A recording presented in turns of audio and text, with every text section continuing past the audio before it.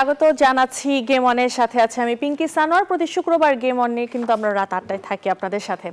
আজকে আমরা আলোচনা করব আসলে দেশের ক্রিকেটে কালো মেঘ, এই বিষয় নিয়ে কথা বলবো। থাকছে এছাড়াও ক্রিকেটের নানা প্রসঙ্গ নিয়ে তো আলোচনা থাকবে। আমার সঙ্গে আলোচনার জন্য আছেন সাবেক কোয়াব সভাপতি দেবব্রত পাল এবং আমারই এক সহকর্মী আছেন সিনিয়র স্পোর্টস রিপোর্টার সুখন সরকার।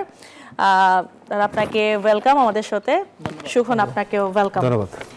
ঠিক যেমনটি বলছিলাম যে আসলে ক্রিকেটে কালো মেঘ এই জিনিসটাকে যদি আমি একদম শর্ট করে আপনাকে যদি একটু ব্যাখ্যা করতে বলে, আপনি কিভাবে ব্যাখ্যা করবেন? আসলে কি আপনি কালো মেঘ দেখছেন নাকি? না, ডেফিনেটলি আপনারা প্লেয়াররা যখন মাঠে খেলতে আসবে না বিপিএল এর মতো এত বড় আসরে, হ্যাঁ ডেফিনেটলি এটা তো একটা কালো মেঘ। কারণ প্লেয়ারদের কিন্তু ফার্স্ট প্রায়োরিটি হচ্ছে কিন্তু খেলা, আর এই খেলাটা যখন বন্ধ হয়ে যায়, কখন বন্ধ হয়ে যায়, ক্রিকেটাররা কখন খেলতে চায় না, সেটাই কিন্তু মুখ্য প্রশ্ন।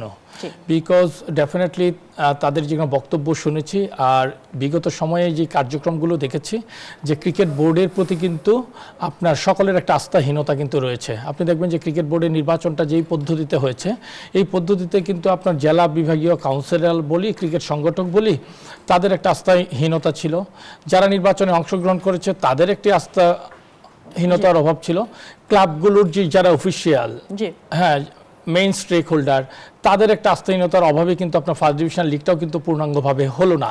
আমি যদি একটু আপনাকে যদি এখানে একটু আমি আটকাতে চাই, যে আপনি বলছেন যে এবারের ইলেকশনটা অনেকটা প্রশ্নবিদ্ধ ছিল, যার কারণে বোর্ডের উপর একটি আস্থাহীনতা সৃষ্টি হয়েছে। নানা প্লেয়ারদের কথা যদি বলি বা ক্লাবগুলোর কথা বলি, সেখানে যদি আমি বলি যে এই বোর্ডের আগে যেই বোর্ডটা ছিল বা তারা যেভাবে ইলেকশন প্রক্রিয়ার মাধ্যমে ক্ষমতা এসেছিল, সেটা কি প্রশ্নের বাইরে ছিল?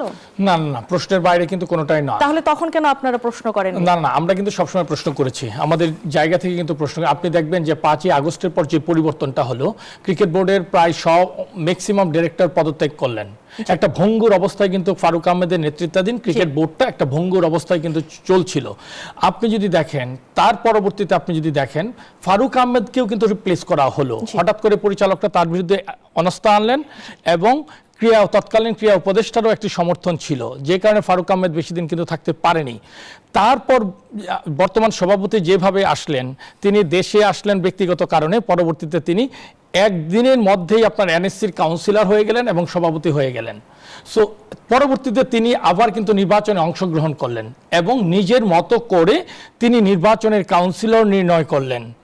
এই যে ব্যাপারগুলো, এবং আপনি দেখবেন এই যে কাউন্সিলর নিজের মতো করে করলেন, করার ফলে কি হলো, আজকে প্লেয়াররা যে আস্থাহীনতায় ভুগছে, এটা কারণটা হচ্ছে অনভিজ্ঞ যেসব কাউন্সিলররা ডিরেক্টর পদে আসীন হয়েছেন, তারা অনভিজ্ঞতার ফলেই কিন্তু এই ধরনের মন্তব্য ক্রিকেটারদের সম্পর্কে করছেন, যার ফলে কিন্তু ক্রিকেট বোর্ড যেভাবে পরিচালিত হওয়ার কথা সেভাবে কিন্তু পরিচালিত হচ্ছে না।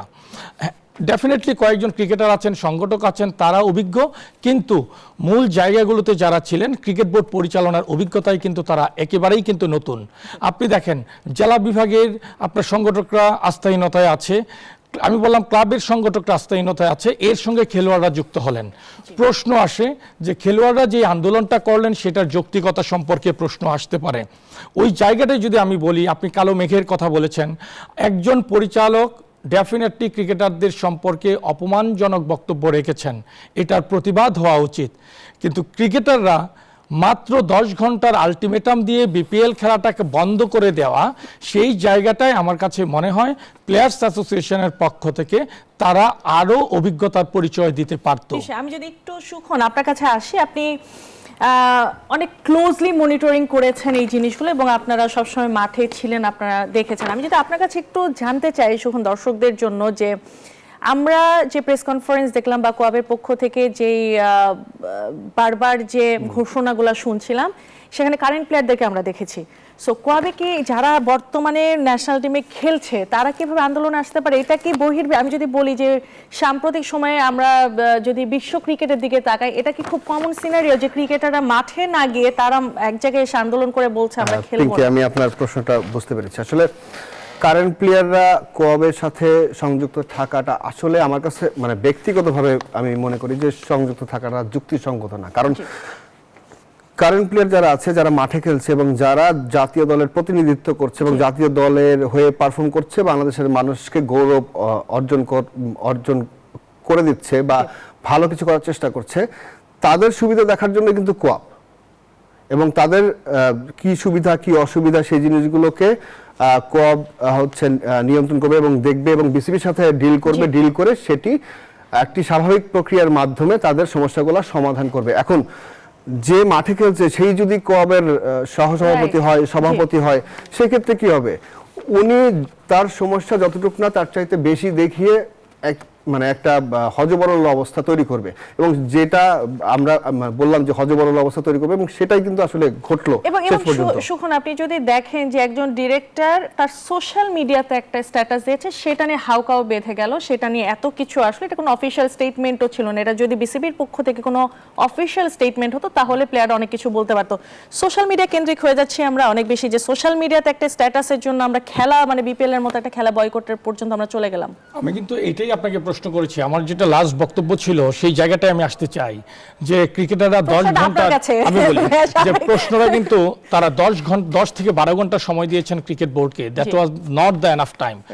ক্রিকেটার্স অ্যাসোসিয়েশন যেই বক্তব্য পরিচালক দিয়েছেন, উনি একটি দায়িত্বশীল জায়গা থেকে এটি কখনোই কাম্য হতে পারে না, ফার্স্ট পয়েন্ট। সেকেন্ড পয়েন্ট, এটা রিঅ্যাকশনে প্লেয়ার্স অ্যাসোসিয়েশন যেই সময়সীমা বেঁধে দিয়েছেন সেটা এনাফ একেবারেই ছিল না। আপনি যখন একটা আন্দোলনের কর্মসূচি দিবেন, সেই জায়গায় আপনার গভর্নিং বডির সঙ্গে আপনার একটা কনভারসেশনের উইন্ডো ওপেন রাখতে হবে। আচ্ছা, কনভারসেশনের উইন্ডো কিন্তু এখানে একজন ডিরেক্টরের পদত্যাগের জন্য এই পর্যন্ত আসতে পারেন। একজন ডিরেক্টর একজন সাবেক ক্রিকেটারকে নিয়ে একটা কথা বলেছেন, একটা কমেন্ট করেছেন, সেখানে কোয়াব এটা নিয়ে কথা বলবে, ঠিক আছে, কিন্তু কারেন্ট যারা খেলছে তারা কি এখানে বয়কটের ঘোষণা দিতে পারেন? আসলে এটা আপনার কাছে কতটুকু যুক্তিসঙ্গত? একটা মিনিট, জাস্ট একটা আমার হাতে একটা প্রতিবেদন আছে, প্রতিবেদনটা একটু দেখে আবার আলোচনায় ফিরতে চাই। বৃহস্পতিবার নানা নাটকীয়তার পর আজ থেকে আবারও মাঠে গড়িয়েছে বিপিএল। ক্রিকেটারদের নিয়ে আপত্তিকর মন্তব্য করে বিসিবি পরিচালক এম নাজমুল হাসান যে ক্রিকেটারদের বিরাগভাজন হয়েছিলেন, তার প্রভাব পড়ে গিয়ে মাঠের ক্রিকেটে। নানা আলটিমেটামের পর সংবাদ সম্মেলন করে ক্রিকেটারদের পক্ষ থেকে কোয়াপ সভাপতি ঘোষণা দেন বিপিএল বয়কটের। আমরা কনভিন্স না হওয়া পর্যন্ত তো আমরা খেলতে পারি না, আমাদের তো আগে কনভিন্স হতে হবে। এরপরই বিপিএল ফাইন্যান্স কমিটির দায়িত্ব থেকে নাজমুল ইসলামকে সরিয়ে দেয় বিসিবি। তবে তাতেও দ্বিতীয় ম্যাচ খেলতে মাঠে আসেননি ক্রিকেটাররা, আর তাতেই মিরপুরে খেলা দেখতে আসা দর্শকরা বিক্ষুব্ধ হয়ে ভাঙচুর চালায় স্টেডিয়াম এলাকায়। টানা 2 ম্যাচ ক্রিকেটাররা মাঠে না আসায় বিপিএল অনির্দিষ্টকালের জন্য স্থগিত ঘোষণা করে বিসিবি। এই ঘোষণার পরেই বিসিবির সভাপতি আমিনুল ইসলাম বুলবুলের নেতৃত্বে ক্রিকেট বোর্ডের উচ্চ পর্যায়ের একটি প্রতিনিধি দল ফ্র্যাঞ্চাইজি মালিকদের সাথে বৈঠক শেষে বৃহস্পতিবার রাতে ক্রিকেটারদের সাথে আলোচনা করে। পরে আবারও বিপিএল মাঠে ফেরানোর চূড়ান্ত সিদ্ধান্ত নেয় টুর্নামেন্টের গভর্নিং কাউন্সিল। আমরা আমাদের ছোট ভাই এবং ক্রিকেট প্লেয়ারদের সাথে একমত। আমরা আজকে বসেছিলাম ওদের সাথে, আমরা আমাদের মনোভাব বুঝিয়েছি যে কি হয়েছে না হয়েছে, এবং ওরাও একটা চিঠি দিয়েছে। ক্রিকেট ও ক্রিকেটারদের স্বার্থে নিজেদের কঠোর অবস্থান থেকে সরে আসার সিদ্ধান্ত নেয় কোয়াবো। আমরা কোনোভাবেই না খেলাটা আমাদের কাম্য না, তো আমরা ক্রিকেটের ইন্টারেস্টে আমরা কালকে থেকে আবার মাঠে খেলা শুরু করছি। আর তাতেই অবসান ঘটে বিসিবি পরিচালক এম নাজমুল ইসলাম ভার্সেস ক্রিকেটারদের 72 ঘন্টার শ্বাসরুদ্ধকর কথার লড়াইয়ের। আবরার আল দাইয়ান, নিউজ 24, ঢাকা। নিশ্চয়ই সুখন, আমি একটু যুক্ত করতে চাই এবং দাদাকে আমি প্রশ্ন করতে চাই যে আপনি কোয়াবের সভাপতি ছিলেন এবং সাধারণ সম্পাদক ছিলেন, এবং আপনি হচ্ছে ক্রিকেটারদের স্বার্থ রক্ষায় কাজ করে গেছেন অনেক বছর, 15-16 বছর বা এরকম একটা টাইম। আমি যদি ভুল না করি 2013-র দিকে আপনারা একটা আন্দোলন করেছিলেন ক্রিকেটারদের দেনা পাওনা নিয়ে, এবং ক্লাবগুলো আসলে টাকা পরিশোধ করছিল না, সেই কারণে আপনারা একটা আন্দোলন করেছিলেন বিসিবিতে। আপনারা তো ডিল করেছেন, আপনারা কি এইভাবে ডিল করেছেন বা অপরিপক্ক কি আপনার মনে হয় না? এই যে আন্দোলনটা হলো বা এই যে আলটিমেটাম বা বিসিবিকে চোখ রাঙানো, আপনি একটা মাদার মানে প্রতিষ্ঠানকে কি আপনি চোখ রাঙাতে পারেন, বা আপনার মার সঙ্গে কি আপনি হচ্ছে এই ব্যবহার করতে পারেন কিনা? আপনার কি মনে হয়? আপনি আন্দোলন করবেন, ডেফিনেটলি আন্দোলন করার রাইটস কিন্তু সবার রয়েছে, সাবেক বর্তমান বা যে কারোর কিন্তু রয়েছে, বাট ক্রিকেটের আন্দোলনটা কিন্তু একটু ডিফারেন্ট হয়। আমার দীর্ঘ অভিজ্ঞতায় বলি যে cricket is the game of gentleman, এটা একটা সৌন্দর্য আছে, সৌকর্য রয়েছে। কাজেই ক্রিকেটাররা কিন্তু আবার আমাদের কিন্তু তারকা ক্রিকেটার থাকেন, আমাদের অনেক প্রত্যাশার জায়গা থাকে ক্রিকেটারদের প্রতি। কাজেই ক্রিকেটারদের যখন একটা আন্দোলনে আসবেন, এটা ডেফিনেটলি একটা সুন্দর প্রক্রিয়ার ভেতর দিয়ে কিন্তু হতে হবে। আমি বারবার বলছি, আজকে যদি ক্রিকেটার্স অ্যাসোসিয়েশন 2টা দিন সময় দিত, যে আগামী 2 দিনের মধ্যে যদি ক্রিকেট বোর্ড এটার একটা ফয়সালা না করেন, তাহলে আমরা এই ধরনের একটা প্রসেসে যাইতে পারি, যে পরবর্তী সিদ্ধান্ত। বাট ক্রিকেট বোর্ডকে তারা 10 ঘন্টা সময় দিয়ে সবকিছু করা, এবং আমার কাছে মনে হয় ক্রিকেট বোর্ডের গঠনতন্ত্র সম্পর্কেও তারা খুব বেশি জানতেন বলে আমার কাছে মনে হয় না। শেষ পর্যন্ত আপনি দেখেন, তারা পদত্যাগের দাবি করেছেন। নাজমুল সাহেব কি পদত্যাগ করেছেন? পদত্যাগ কিন্তু করেননি। আপনি আবার বলছেন যে ক্রিকেটটা, আমরা চাই ক্রিকেটটা মাঠে থাকুক। এই যে একদিন দর্শকের ভোগান্তি হলো, আন্তর্জাতিক মিডিয়ায় জিনিসটা নেতিবাচকভাবে প্রভাবিত হলো, আপনি অর্থনৈতিকভাবে ক্ষতিগ্রস্ত হলেন। আমি বারবার বলছি, ক্রিকেটে অবশ্যই আন্দোলন হবে, কিন্তু আন্দোলনের ধরনটা অবশ্যই আপনার গভর্নিং প্রতি আপনার একটা সৌকর্য থাকবে, বারবার আমি বলছি। সো আমার মনে হয় ওই জায়গায় আরো অনেক মেধার পরিচয় দিতে পারতেন। দেবব্রত পাল, আপনার কাছে যদি আরেকটা বিষয় একটু জানতে চাই, যে ক্রিকেটার ভার্সেস, আপনি যদি দেখেন সোশ্যাল মিডিয়াতে, যদি আপনি দেখেন, কিংবা আপনি যদি একজন ক্রিকেট ভক্তর কাছে জিজ্ঞেস করেন যে ক্রিকেট ভক্তদের এবং ক্রিকেটারদের যে একটা দ্বন্দ্ব সৃষ্টি হয়ে গেল, সমানে কিন্তু এখন ক্রিকেটের ভক্তরা, যারা ক্রিকেট ভক্ত আছে বাংলাদেশে, তারা কিন্তু ক্রিকেটারদের বিপক্ষেই কথা বলছেন, যতটুকু এই পর্যন্ত নজরে এসেছে আমাদের। এই জিনিসটা কি ক্রিকেটাররা মানে নিজেদের অসম্মানিত তো তারা নিজেরাই করলেন, মানে মুখোমুখি হয়ে গেলেন না? ডেফিনেটলি আপনি যেটা বলেছেন এটা খুব ইম্পর্টেন্ট। আপনি সোশ্যাল মিডিয়ায় দেখবেন, সোশ্যাল মিডিয়ায় কিন্তু জিনিসগুলো ইতিবাচকভাবে কেউ গ্রহণ করছে না। সোশ্যাল মিডিয়া কিন্তু ইতিবাচকভাবে গ্রহণ করছে না, মানে কি, আপনার একটা সোশ্যাল মিডিয়ার সঙ্গে এখন আপনার পৃষ্ঠপোষকতা জড়িত, অ্যাবসলিউটলি, হ্যাঁ, সবকিছু কিন্তু এখানে জড়িত। আপনি দেখেন বিপিএল শুরু হয়েছে, বিপিএল শুরুর দিকে কোনো প্রকার স্পন্সর নেই, কোনো কিছু নেই, বিকজ মানে কি, স্পন্সররা এখানে আগ্রহ হারিয়ে ফেলছে। এখন যদি ক্রিকেটাররাও একটা দ্বান্দ্বিক পরিবেশে চলে যায়, যেটা সোশ্যাল মিডিয়া তো আপনার মাচ পিপল এটা গ্রহণ করছে না, তখন কিন্তু আপনার ইমেজের ডেফিনেটলি কিন্তু ক্ষতি হয়। আমাদেরকে মনে রাখতে হবে, ক্রিকেটটা কিন্তু প্রজন্ম থেকে প্রজন্ম প্রবাহিত হয়ে আসছে। আজকে দেখেন 97-এ আমরা আইসিসি চ্যাম্পিয়ন ট্রফিতে জিতলাম। স্বপ্ন কি ছিল? সারা দেশ কিন্তু উদ্বেলিত হয়েছিল, ঘরে ঘরে আনন্দ ছিল ঈদের থেকে বেশি, বিকজ বাংলাদেশ ওয়ার্ল্ড কাপে খেলবে। সেই সূত্র ধরে আমরা 99 ওয়ার্ল্ড কাপ খেললাম। আর আজকে আমরা চিন্তা করছি, পরিবেশ তৈরি হচ্ছে ওয়ার্ল্ড কাপে না খেলার। এই যে পরিবেশগুলো, তাহলে আমরা কোন দিকে যাচ্ছি? সো মানুষের রিয়াকশনকে তো আপনার নিতে হবে, মানুষের পালস আপনার অনুধাবন করতে হবে। এই জনগণ কিন্তু আপনার ক্রিকেটটা লালন করেছে, যে কারণেই জনগণের জন্যই কিন্তু ক্রিকেটাররা এবং ক্রিকেটের জন্যই কিন্তু আসলে আমি বলবো যে শুধু জনগণের জন্য অল দ্য স্পোর্টস, তাদের ভালো লাগাটা, এই এন্টারটেইনমেন্টটা অনেক বড় ব্যাপার। রাইট। আমি যদি সুখন আপনার কাছে একটু মানে আসি, যে এই যে বলা হচ্ছে যে ক্রিকেটকে আসলে মাঠে রাখার জন্য এই আন্দোলন, দেশের স্বার্থে যখন টান পড়লো, সেখানে কি আসলে ক্রিকেটীয় স্বার্থটা দেখার কি খুব বেশি সুযোগ আছে? কেননা যেই দ্বন্দ্বটা সৃষ্টি হচ্ছে, এটা কিন্তু ভারত থেকে সৃষ্টি হয়েছে, সেটা রাজনৈতিক হোক, যেটাই হোক, আমরা জানি এটা রাজনৈতিক, এবং এই দ্বন্দ্বটা কিন্তু বাংলাদেশ শুরু করেনি, দ্বন্দ্বটা এসেছে ভারত থেকে। যখন দেশের স্বার্থে টান আসলো, সেখানে ওয়ার্ল্ড কাপে খেলতে যাওয়ার পক্ষে কথা বলাটা আপনার কাছে কতটুকু যৌক্তিক মনে হয়, সিনিয়র স্পোর্টস রিপোর্টার হিসেবে জানতে চাচ্ছি। আমি প্রথমে একটু দাদার যেটা বলছিল যে নাজমুল ইসলামকে নিয়ে, যে বিসিবির গঠনতন্ত্র জানে না ম্যাক্সিমাম, কারণ গঠনতন্ত্র যদি জানতো তাহলে পরিচালক পদ থেকে তাকে অব্যাহতি দেওয়ার বা পদত্যাগ করার জন্য এত প্রেশার করতেন না। কারণ হচ্ছে যে নাজমুল ইসলাম কিন্তু ক্লাব কোঠায় নির্বাচিত করে তিনি এসেছেন, এবং তিনি নির্বাচিত প্রতিনিধি। তিনি যদি এনএসসির কোনো প্রতিনিধি হতেন, তাহলে হয়তোবা তাকে খুব সহজেই সরিয়ে দেওয়া যেত।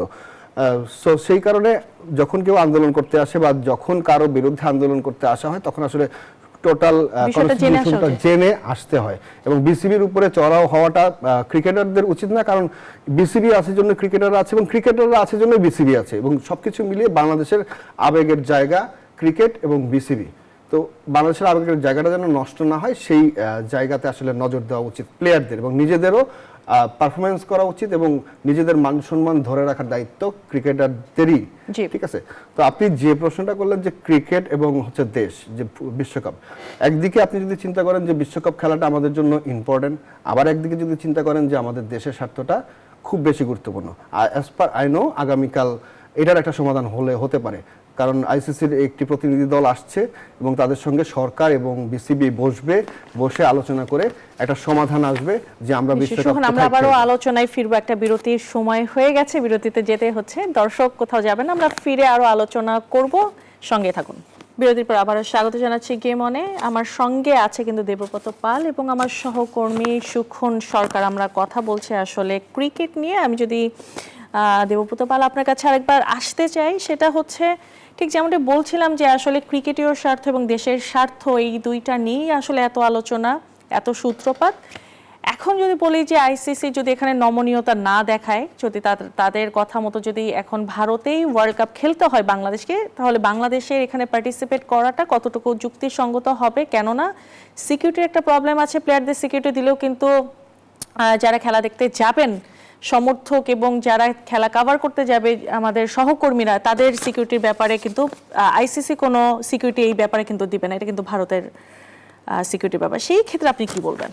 না, ডেফিনেটলি সিকিউরিটি তো এখন শুধুমাত্র ইন্ডিয়া না, বিশ্ব ক্রিকেটেই কিন্তু অনেক বড় একটা কনসার্ন। হ্যাঁ, আপনি দেখবেন যে অস্ট্রেলিয়া, ইংল্যান্ড টিম, এমনকি সাউথ আফ্রিকা যখন বাংলাদেশে খেলতে আসেন, তাদের কিন্তু একটা নিরাপত্তা পর্যবেক্ষক দল কিন্তু আসেন, ওরা ভিজিট করে তারপর কিন্তু তাদের কনসার্নটা ব্যক্ত করেন। সো এরকম কিন্তু অনেক সময় হয়েছে, বাংলাদেশ নির্বাচনের আগে পরে বা পলিটিক্যাল আনরেস্ট সিচুয়েশন ছিল, সবকিছু বিবেচনা করেই কিন্তু এই সিদ্ধান্তগুলো গ্রহণ করা হয়। তো ইন্ডিয়াতে ওয়ার্ল্ড কাপ যদি আপনি দেখেন অনুষ্ঠানের ব্যাপারে, মুস্তাফিজের ঘটনার পরেই কিন্তু সিকিউরিটি কনসার্নটা কিন্তু বাংলাদেশে ব্যাপক পর্যায়ে চলে এসেছে এবং যেটা সম্পূর্ণ যৌক্তিক। প্রশ্নটা হচ্ছে একজন প্লেয়ারের নিরাপত্তা যদি আপনারা দিতে না পারেন, টিম এবং টিম ম্যানেজমেন্টের নিরাপত্তা কিভাবে দিবেন? প্রশ্ন আসছে বিশ্বকাপ এবং আমাদের পার্শ্ববর্তী দেশ ইন্ডিয়া। সো যদি ভিসা প্রসেস নিয়মিতভাবে অব্যাহত থাকে, আপনি আশা করতে পারেন প্রচুর দর্শক, বাংলাদেশি দর্শক ইন্ডিয়া গিয়ে খেলা দেখবেন। এমনকি আপনার স্ক্যাজুয়ালে কলকাতায় ছিল প্রায় প্রথম 3টা ম্যাচ, একটা মুম্বাইয়ে। সো দর্শকদের কনসার্নটা কিন্তু আমার কাছে মনে হয় অনেক বড়। আপনি টিম এবং ম্যানেজমেন্টকে আপনি অনেক প্রোটোকল দিয়ে আপনি মাঠে নিতে পারবেন, কিন্তু দর্শক, জার্নালিস্ট, তাদের জন্য কিন্তু আপনার কভার করাটা কিন্তু অনেক কঠিন হবে বর্তমান প্রেক্ষিতে, যেটার কিন্তু ভারতেই কিন্তু এই প্রসেসটা কিন্তু দেখিয়ে দিয়েছে মুস্তাফিজকে বিচ্ছিন্ন করার ব্যাপারে আইপিএল থেকে। এখন ডেফিনেটলি বাংলাদেশের কিন্তু ওয়ার্ল্ড কাপে খেলা উচিত। আমরা যদি ওয়ার্ল্ড কাপ না খেলি, ওয়ার্ল্ড কাপ একটি স্বপ্নের জায়গা, সাপোর্টারদের জন্য যেরকম স্বপ্নের জায়গা, প্লেয়ারদের জন্য তো আরো বেশি। ওয়ার্ল্ড কাপ ডেফিনেটলি বিগেস্ট একটা প্ল্যাটফর্ম। এখন আপনার যেহেতু 2টা ভেন্যুতে ওয়ার্ল্ড কাপ হচ্ছে, so we have the opportunities to choose the alternate venues. না, আমাদের অপরচুনিটিটা কিন্তু অলরেডি কিন্তু ক্রিকেট বোর্ড দেখিয়ে দিয়েছে, তাদেরকে কিন্তু অলরেডি প্রপোজাল দেওয়া হয়েছে যে আমরা শ্রীলঙ্কাতে খেলতে চাই, আমরা কিন্তু বিকল্প পথ দেখিয়েছি। আইসিসি এই ক্ষেত্রে কিন্তু নমনীয়তা দেখাচ্ছে না। সো প্রশ্নটা হচ্ছে আইসিসি যদি নমনীয়তা না দেখায়, তারা যদি বাধ্যই করে যে না খেললে ওখানে খেলতে হবে, না হলে না, সেই ক্ষেত্রে বাংলাদেশ না, এটা তো আপনি অ্যাবসলিউট ডিসিশনে চলে গেলেন। আমার কাছে মনে হয় যেহেতু আইসিসি একটা মিটিং করেছে, হ্যাঁ, তার মানে কি কূটনৈতিক উইন্ডো এখনো খোলা আছে, তাদের পর্যবেক্ষক দল বাংলাদেশে এসেছে, আমার কাছে এখনো মনে হয় উইন্ডো খোলা আছে। বাট একটা জিনিস কি, আমাদের যে রাষ্ট্রীয় সিদ্ধান্ত, ক্রিকেট বোর্ড কিন্তু এটা স্বাধীনভাবে সিদ্ধান্ত নিতে পারেনি। হ্যাঁ, রাষ্ট্রীয় সিদ্ধান্ত, রাষ্ট্রীয় প্রতিষ্ঠানগুলোর সিদ্ধান্ত এই ক্ষেত্রে অত্যন্ত প্রয়োজন। তো এখন পর্যন্ত আমরা যেই মন্ত্রণালয়ের সিদ্ধান্ত দেখছি, তারা কিন্তু নট টু ভিজিট ইন্ডিয়া এই জায়গায় কিন্তু রয়েছে। সো আমরা ওয়ার্ল্ড কাপ খেলতে চাই, বাংলাদেশ ওয়ার্ল্ড কাপ খেলতে চায়, যদি এটা আপনার শ্রীলঙ্কাতে হয়, সেহেতু কিন্তু ক্রিকেটার সবার জন্য এই জিনিসটা অত্যন্ত স্বস্তিদায়ক হয়, এটা আমার ব্যক্তিগতভাবে মনে করি।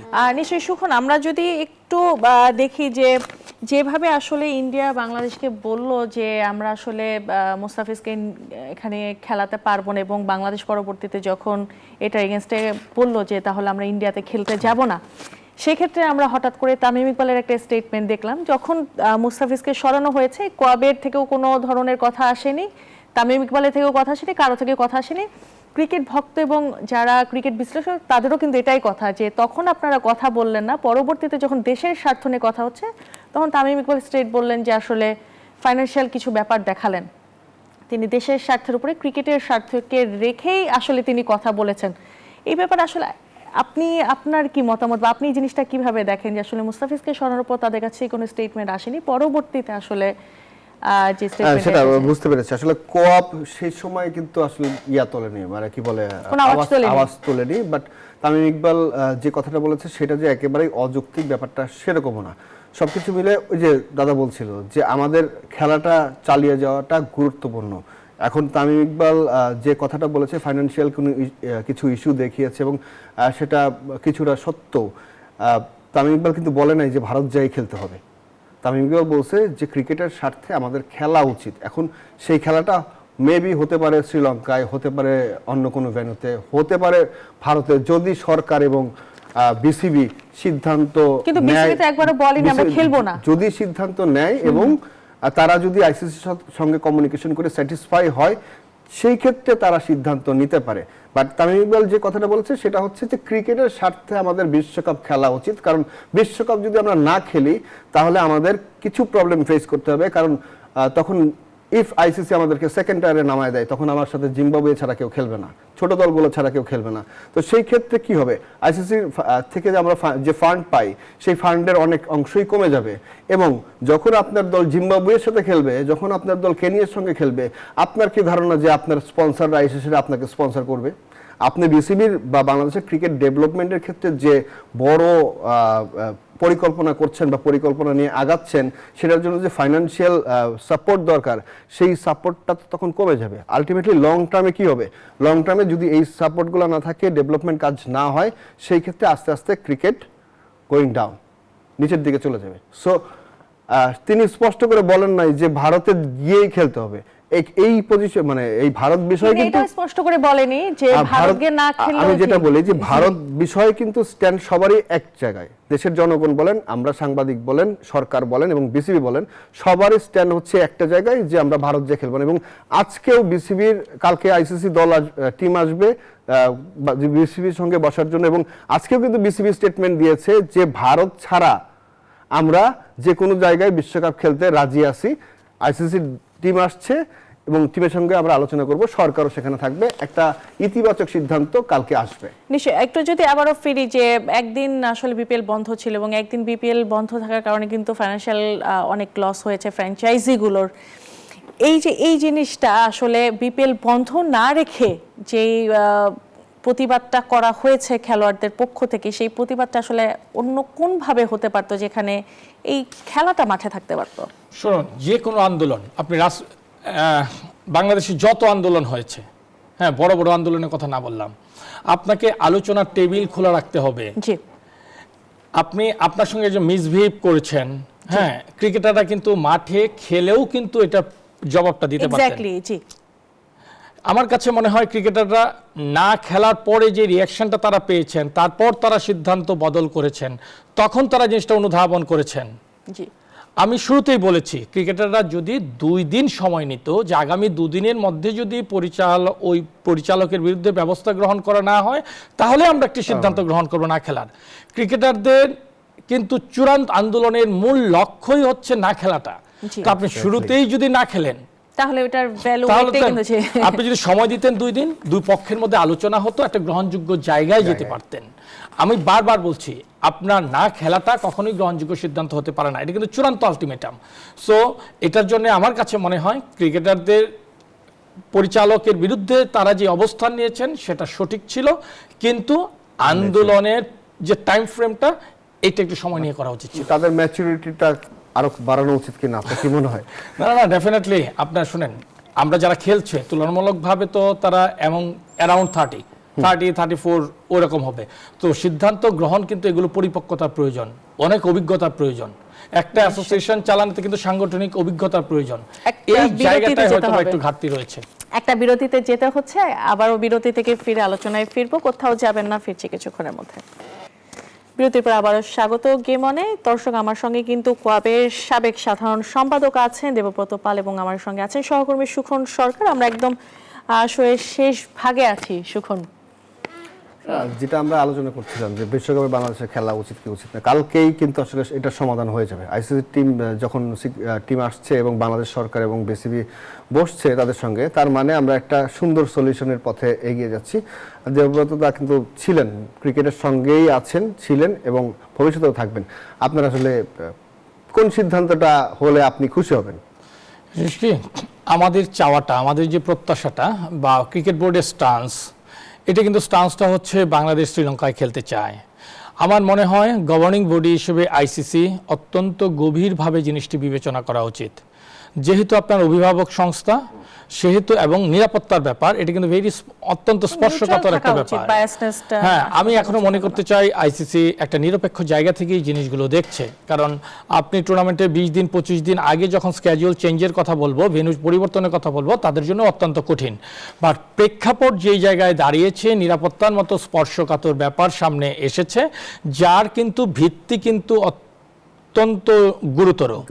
সেই জায়গা থেকে আইসিসি যদি শ্রীলঙ্কাকে বিবেচনা করে বাংলাদেশের ভেন্যু হিসেবে, সেটাই কিন্তু আপনার উত্তম সিদ্ধান্ত হয়। শুধুমাত্র বাংলাদেশ ক্রিকেটের জন্য তো বটেই, আপনার অ্যারাউন্ড বিশ্ব ক্রিকেটের জন্য কিন্তু ভালো হয়। কারণ আপনাদেরকে মনে রাখতে হবে, বাংলাদেশ যখন টেস্ট স্ট্যাটাস পায়, আমাদের কিন্তু দর্শকদের বিষয়টা কিন্তু এবং ক্রিকেটের সঙ্গে জনগণের যে একটি ইনভলভমেন্ট, এটাও কিন্তু আপনার বিবেচনায় অত্যন্ত স্পষ্টভাবে ছিল। সেই ধারাবাহিকতায় আমার মনে হয়, যেহেতু একটা গুরুত্বপূর্ণ ইভেন্ট বিশ্বকাপের মতো, সেহেতু আইসিসি অভিভাবক সংস্থা হিসেবে আইসিসি শ্রীলঙ্কাকে বিবেচনা করাটা মনে হয় উচিত। নিশ্চয়ই। সুখন, একদম ছোট্ট করে যদি জানতে চাই, বাংলাদেশের গ্রুপ চেঞ্জ হওয়ার কি কোনো সুযোগ আছে কিনা সেই ক্ষেত্রে? সেইটা আসলে সামাজিক যোগাযোগ মাধ্যমে একটা আলোচনা, সেটা গুঞ্জন দেখা গেছে যে অস্ট্রেলিয়ার গ্রুপে শ্রীলঙ্কায় যে ম্যাচগুলো হবে, শ্রীলঙ্কা অস্ট্রেলিয়া তো একই গ্রুপের, সেই গ্রুপে যদি বাংলাদেশ খেলে এবং অস্ট্রেলিয়াকে যদি বাংলাদেশের গ্রুপে আনা হয়, সেই ক্ষেত্রে ভেন্যু চেঞ্জ করা খুব ইজিলি হতে পারে। এটা সামাজিক যোগাযোগ মাধ্যমে একটা গুঞ্জন, এবং এই গুঞ্জনটা কতটুকু সত্যি হয় সেটা আসলে দেখার বিষয়। আর আরেকটা বিষয় যেটা, যে আইসিসি কিন্তু বাংলাদেশ থেকেও বেনিফিটেড হয়। নিশ্চয়ই। আইসিসিকে সেই ক্রিকেট চিন্তাটা খেলে করতে হবে। কয়েকটা দেশ, সেখানেও যদি আবার একটা দেশকে আসলে এভাবে কোণঠাসা করে দেওয়া হয়, সেটা ক্রিকেটের জন্য কল্যাণকর নয়। আজকে আসলে এখানে শেষ করতে হচ্ছে। দেবব্রত পাল, আপনাকে অনেক অনেক ধন্যবাদ আমাদেরকে এখানে সময় দেওয়ার জন্য। আপনাকেও ধন্যবাদ। এবং সুখন সরকার, আপনাকেও ধন্যবাদ আজকে আমাদের সঙ্গে এখানে সময় দেওয়ার জন্য। দর্শক, আজকে কিন্তু এখানে শেষ করতে হচ্ছে গেম অন। আগামী শুক্রবার নিশ্চয়ই রাত 8টায় আরো নতুন কোনো বিষয় নিয়ে আলোচনা করার জন্য ফিরে আসবো। ততক্ষণ সবাই ভালো থাকবেন, সুস্থ থাকবেন।